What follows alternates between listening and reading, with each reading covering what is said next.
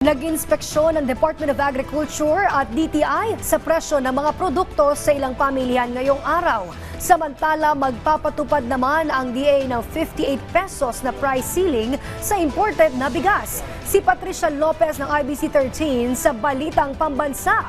Patricia?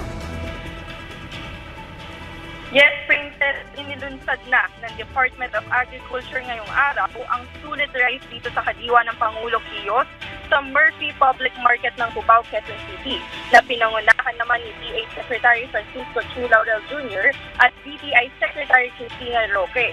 Ngayong araw kasi, nagsagawa ito ng market monitoring sa lugar. Nagkakahalaga ang sulit rice ng 36 pesos kada kilo, kung saan ito ay 100% broken o sira ang butil ng bigas. Pero kahit na ganon, tinitiyak naman ng ahensya na maganda ang kalidad nito. Mismo ang dalawang kadihinya ay sinikman ang bagong saing na sulit rice. Ayon kay DA Secretary Laurel Jr., ang sulit rice ay posibleng 100% imported broken rice o hindi naman kaya local rice.